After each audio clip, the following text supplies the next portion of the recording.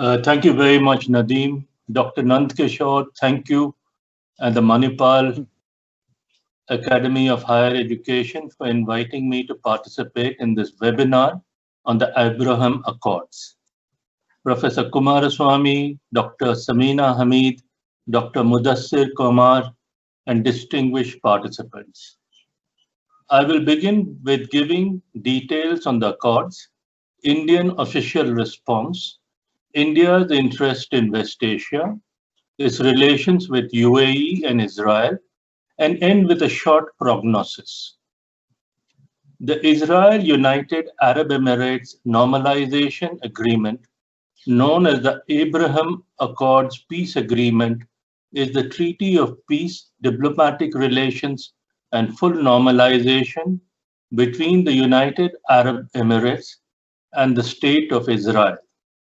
It was initially agreed to in a joint statement by the United States, Israel, and UAE on August 13, 2020.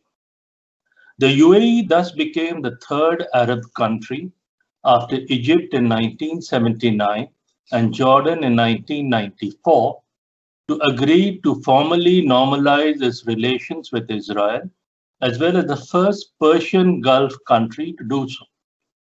Concurrently, Israel agreed to suspend plans for annexing part of the West Bank.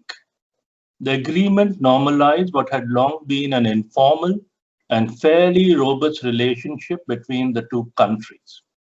The agreement was signed at the White House on September 15th this year. This has now been followed by agreements on investment, aviation, cooperation in science and technology, and visa avoidance on 19th October. These add to the agreements between US, Israel, and UAE to contribute to the Abraham Fund of $3 billion to be used for development activities in the region. Bahrain followed the UAE in also signing a similar agreement with Israel. This was also formalized recently on the 19th of October. Last night, President Trump said Sudan is also to normalize relations with Israel. The Arab Peace Plan of 2002 had already accepted Israel's right to exist as a separate state. The first direct flight of the Emirates Airlines to Israel had taken place in May this year, and there were growing contacts between Israel and UAE. The logic of the threat from Iran had already brought Gulf Arab states closer to Israel, and the UAE was interacting substantively with it. However, this development also impacts in various ways the Israeli-Palestinian conundrum, which becomes more intractable by the day. While the Palestinian Authority, Turkey, Iran, etc., have criticized the accord in the harshest terms, it has generally been welcomed around the world as a positive step. India welcomed the accord, underscoring that India supports promotion of peace and stability in West Asia. On August 15, 2020, the official spokesman of the Ministry of External Affairs said, EM received a call this afternoon from the UAE Foreign Minister on the announcement yesterday of the full normalization of relations between UAE and Israel. India has consistently supported peace, stability, and development in West Asia, which is its extended neighborhood. In that context, we welcome the full normalization of ties between UAE and Israel. Both nations are key strategic partners of India. India continues its traditional supports for the Palestinian cause. We hope to see an early resumption of direct negotiations to find an acceptable two-state solution. After the accord was signed on September 15, the official spokesman reiterated this, saying that we have followed the Abraham Accords signed in Washington, D.C. by UAE, Bahrain, Israel, and the US. As I have said earlier, India has always supported peace and stability in West Asia which is our extended neighborhood. As such, we welcome these agreements for normalization of relations between Israel and UAE and Bahrain. We also continue our traditional support for the Palestinian cause and hope for an early resumption of direct negotiation for an acceptable two-state solution. UAE and Israel are strategic partners for India in West Asia, a region of crucial importance for India. The normalization of relations between them would make it easier to deal with both our strategic partners and even in concert if required in this region. West Asia, as part of India's extended neighborhood, its stability and particularly that of the Gulf region is of strategic importance. Over 9 million Indians live and work in the region, sending back valuable remittances. The region provides over 70% of India's oil and gas requirements, as well as phosphatic fertilizers and urea essential for agriculture. The pandemic and the recent economic slowdown in the region has led to a large number of Indian nationals returning. But at the same time, the outgo on energy imports has also shrunk. This is a process that will hopefully reverse itself as the pandemic subsides. West Asia is India's largest economic partner, with trade exceeding last year $150 billion, and a growing investment partnership. A large number of Indians have faith-based linked with holy sites in the region and visit them on pilgrimages. India has developed bilateral institutional mechanisms with nearly all countries in the region to enhance cooperation in the fight against terrorism and extremism. It has defense and security cooperation agreements with a number of countries on the region. India has moved from a look west to think west and now link west by building strong economic and security ties. It has steadily strengthened its multi-dimensional relationship with the region, and now these have acquired a critical mass ready to expand exponentially.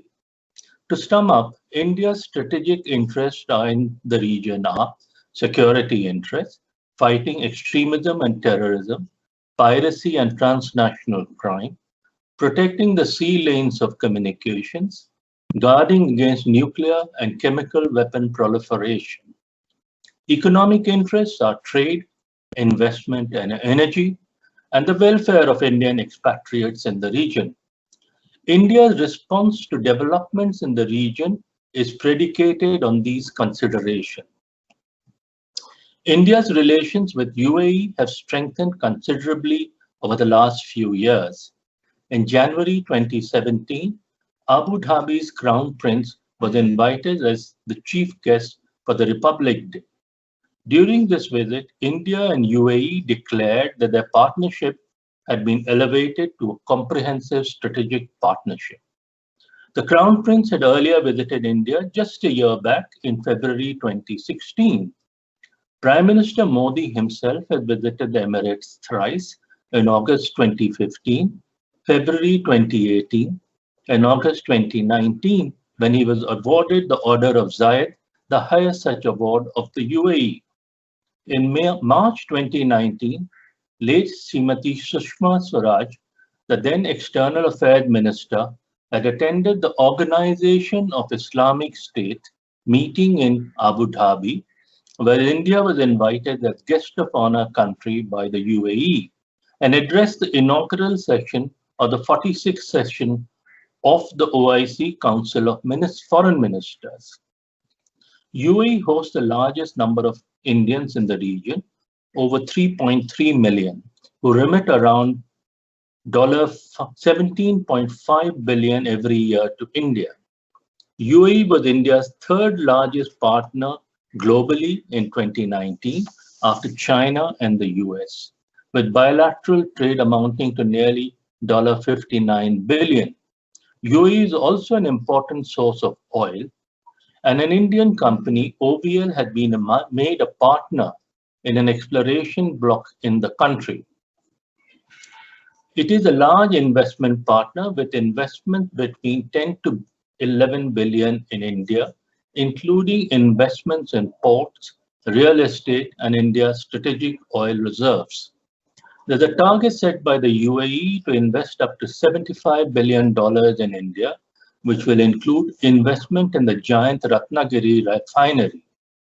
Indian investments in the UAE are also considerable. There is growing cooperation in defense and counter-terrorism. The UAE itself is playing a more robust role in the region, being less affected by the global slowdown owing to its more diversified economy. It recently launched Amal, a satellite to Mars, and is operationalizing its Baraka nuclear power reactors, the first in the Gulf. This accord will facilitate it receiving more advanced armaments from the US, such as the F-35 aircraft. Israel is a strategic partner of India with strong cooperation in the fields of agriculture, defense, homeland security, and counter-terrorism. Prime Minister Modi is the first Indian Prime Minister to visit Israel, which he did in July 2017. This was reciprocated by Prime Minister Netanyahu in January 2018. Earlier, President Mukherjee and President Rivlin had exchanged visits in 2015 and 2016. Bilateral trade at $5.8 billion is substantive and includes vital inputs for Indian defense. There is growing cooperation in science and technology and space technology, IT and software development, and Israel has set up 29 centers of agriculture in India with focus on horticulture and dry land farming, in which they are experts. There are over 85,000 Indian Jews who made Israel their home, as well as another 14,000 Indians in Israel. There's now a direct Air India flight to Israel and a robust exchange of tourists. Earlier on January 28th this year, President Trump, with Prime Minister Netanyahu by his side, had launched the Middle East peace plan, which he called the Deal of the Century. Palestine Authority President Mahmoud Abbas had rejected it, describing it as a slap of the century.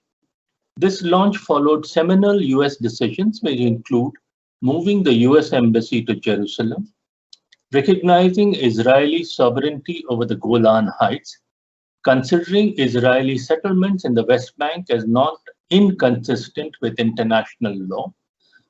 Israel has leveraged Iran phobia well, getting considerable support from President Trump on the Palestinian issue and greater understanding from the Kingdom of Saudi Arabia and its crown prince.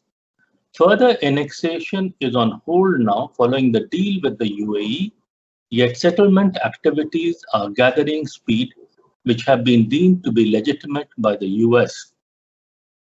Nevertheless, Israel faces domestic political instability despite the third election in the year in March, due to the uneasy coalition between Netanyahu's Likud and Benny Gantz's blue and white coalition. The criticism of government's handling of the pandemic, Netanyahu's own difficulties with his indictment for corruption create considerable uncertainties in Israel. Added to this is the chaos across his borders in Gaza, Lebanon, and in Syria, and the growing strength of the Hezbollah and increasing Iranian presence in the north. While the Palestinian peace process is somewhat dead, the problem will not go away. This has its effect on the Arab street and feeds a sense of grievance. Middle East, especially West Asia, is confronted with daunting political, socio-economic, and security challenges, and the region is undergoing major transformations. The so-called Arab Spring has considerably destabilized it. The region is afflicted by the continuing violence in Libya, Iraq, Yemen, and Syria, which show no signs of abating.